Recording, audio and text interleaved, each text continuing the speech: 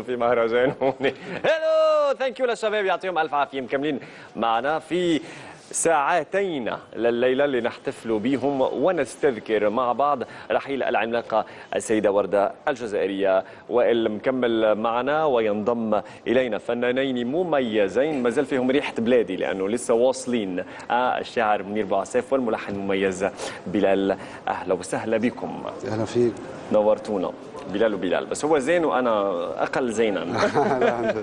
اهلا وسهلا، نورتونا. خبرونا اول شيء كيف كانت زيارتكم للجزائر؟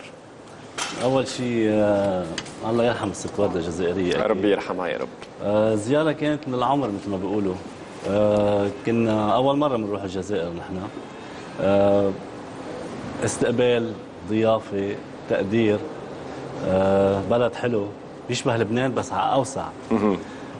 لا كانوا يومين، قلت له لبلال يا ريت ما رجعنا، يعني نتمنى تضل هونيك قد ما البلد حلو قد ما شعبه حلو. واكيد كان الحدث يعني هو مثل ما بقولوا الحدث الاكبر، اطلاق الاغنيه والكليب ايام. بصراحه استمتعت فنيا وانسانيا ومناخيا وكيف ما بدك. حلو كثير. بلال، اول شيء بدي اليوم اترحم على الست ورده، اليوم الذكرى السنويه لوفاتها. أنا مش الزيارة الأولى للجزائر، أنا بطفولتي كان في إلي مرحلة بحياتي عشتها بالجزائر. زيارة رائعة طبعا من أولها لآخرها، من بداية استقبالنا على المطار لتوديعنا على المطار، إن كان من مسيو رياض يلي هو بنضلنا نقول العراب الأول والأخير لهالعمل اللي تابعه من أوله لحد هلا. أكيد لما حي رياض راح يكون معنا بعد قليل. ولكل شخص استقبلنا صراحة كلهم يعني ضيافه، وفعلا رحله رائعه كانت للجزائر. حسينا حالنا ببلدنا، وفعلا مثل ما قال لك هلا نحن قايلين اول زياره بدنا نطلع برات لبنان بنرجع نروح على الجزائر ان شاء الله، لانه كثير حبينا ان شاء الله يا ربي. طيب اغنيه ايام، خبروني كيف كانت ولادتها؟ بلشت الاغنيه باتصال مع بلال، بخبرك عنه اكثر. وباتصال من بلال لإلي. هيك. طب اوكي خليني ارجع. بلش مع بلال. نروح هيك. سنه 2009 كانت ست ورده الله يرحمها عم تحضر البوم اللي كان بده ينزل مع شركه روتانا. اي. وكانت سمعت لي اغاني وقتها، كنت عامل روح وافترقنا لفضل شاكر. فحبت تتعامل مع هذا الملحن، طلبت رقمي وحكيتني مباشره اول مره. كانت المفاجأة الحلوة واللي بتحملك مسؤولية طبعا بنفس الوقت كبيرة. طبعا هذا أول درس تعلمته منها، درس على الصعيد الإنساني والاجتماعي والصعيد الأخلاقي، يعني لأنه الفن ما خلت واحد مدير أعمال عنده 4 تليفونات يتصل فيه. 100%. ست وردة هي اتصلت 100%. وبعتقد كانت أول فنانة بتتصل فيه مباشرة يعني بحياتي العملية. طبعا أول شيء طبعا تلقيت الفكرة، عرضت عليها انه اذا فيها تكون اغنية باللهجة اللبنانية، فحبت كثير ورحبت بالفكرة وقالت انه حابة تقدم شيء باللهجة اللبنانية. طبعا اول شيء حكيت مع منير مشان الكلام، واتفقنا على انه يكون كلام يعني لست بسن السيدة وردة عفوا وبخبرتها بالحياة، يعني بدنا موضوع تكون يعني حدا عمال يحكيه صادق بعمره. وفعلا توجهنا للموضوع الانساني. على صعيد التلحين طبعا حسيت بحريه تامه، لانه انا عمال اشتغل مع نجمه، ماني مقيد باي لحن شرقي، باي لحن مغرب او شيء، يعني كان عندي الحريه لاعمل انك تفصله بالطريقه اللي انت حابه. صحيح. منير شو بتقول الكلمات؟ رح نسمعها بعد قليل. قل لي اياها. بتقول ايام من عده ولو فينا نردها، كنا ردينا اوقات صارت هلا ذكريات، لكن يا خساره الحياه بتمرق ما فينا نردها. كنا رجعنا احباب فارقناهم، كنا صالحنا اصحاب زعلناهم، كنا سامحنا يلي جارحنا، وكنا اللي مره جرحناه رحنا نقول له سامحنا. اوه ماي جاد. خلونا نسمع شوي من هالشباب لو سمحت. يلا نرجع نسمع من جديد.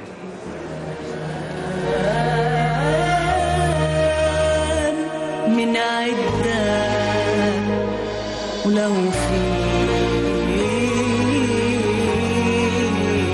نردها، أيام من عدة ولو فينا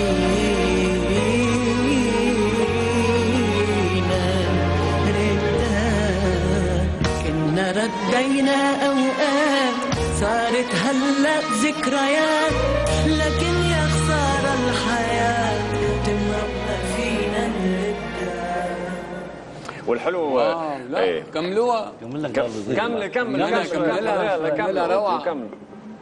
كملوها صوت بلا صورة، لأنه بعدين بس حنرجع نشوف 40 ثانية فقط من الكليب، لأنه رياض رح يجي بيروت ويعمل انطلاقة رسمية للفيديو كليب، وهيك يستمتع به كل المشاهدين في وطننا العربي. يلا كملوا لنا شوي.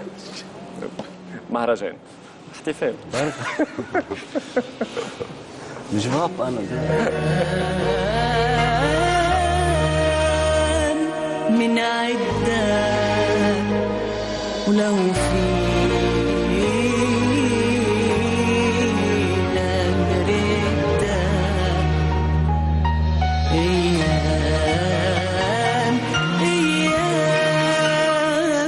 من عدة ولو فينا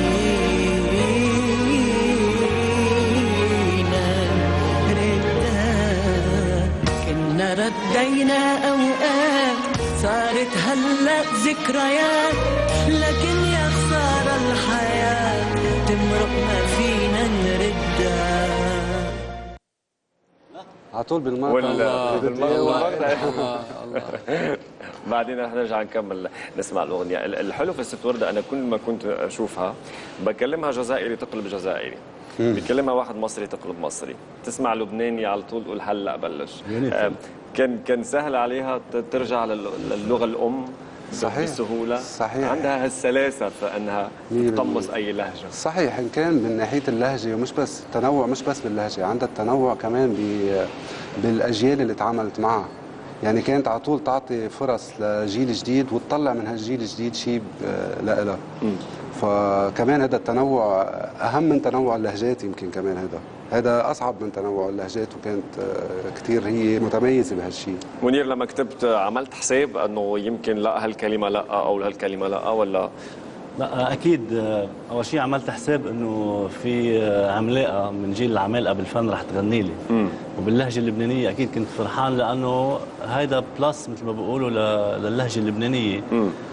واخذنا عن الاعتبار انه في كلام لبناني يمكن يكون شوي خاص فينا، يعني ما مش كثير يمكن عربيا ينفهم. وكتبت بناء مثل ما قال بلال بناء لتجربتها الحياتيه والفنيه. كتبت بمطرح ما يكون في غنية حب من الحبيب للحبيب، لأنه أنا ما راح أقدر أضيف شيء على اللي غنته. رحنا للحب الإنساني أكثر، حب شامل يعني مثل ما بيقولوا. وكتبت أكيد بمسؤولية درس من الحياة، بهم أكيد غنية حياتية إذا بدك. لا جد حلو، لأنه حتى لو تصورت إنه أي حد يسمعها بيحسها. اللي بالمغرب بيحس فيها، اللي بالخليج، اللي صحيح. هون، اللي بس مش اي حدا بيغنيها الا ما يكون عنده نفس الخبره اللي عندها يا ست وردة، لحتى يكون صادق انه عم يعطي تجربته بالحياه بقلب. عن جد كثير حلو. طيب شو كان شعوركم لما شفتوا الكليب؟ رح نرجع نحكي عنه بعد قليل. الشعور الطبيعي والاولي هو انك يعني بدون مبالغه لمس قلبك. اكيد لانه هالقد كانت الصوره مكمله للكلام واللحن. بعدين كانت انسانه بيناتنا، يعني كانت بيناتنا مش من وقت طويل. صح. بتلاقيها فقدتها بلحظه. شغله كثير صعبه. من منطلق معرفتنا الشخصيه فيها بمصر وقت كانت عم تحط صوتها، تعامل انسان يعني مثل ما قلت انسانه بفنها وفنانه بانسانيتها. حلو. كانت قريبه كثير لنا. شاعر. كانت كثير قريبه لنا، تهتم فينا، يعني ما ولا دقيقه كنا عم نحس انه في ورده ونحن.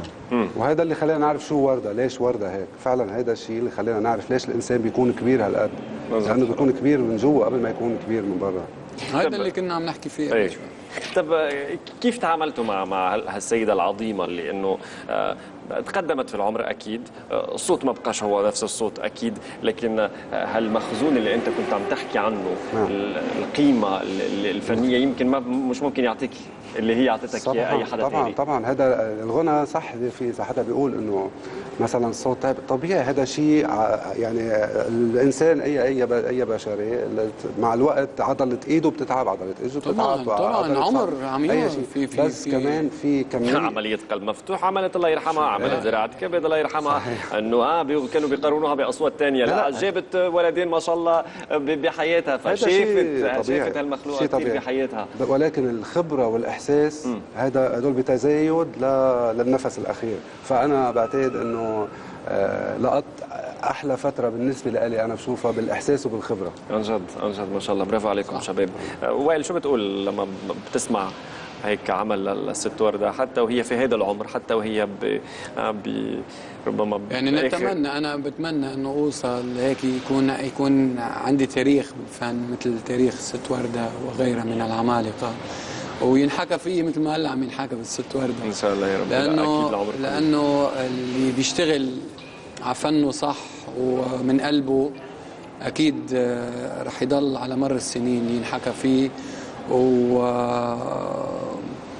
وخصوصا اذا كان يعني حامل رساله، وهي كانت حامله رساله كثير كبيره للعالم العربي. اكيد.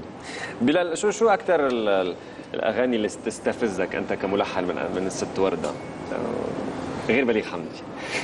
قول لي ما فيش. لا اكيد انا من عشاق استاذ محمد عبد الوهاب كمان. اكيد في يوم وليله والاغاني طبعا، وحكايتي مع الزمان بنرجع لبليغ حمدي كمان من احلى الاغاني المؤثره في.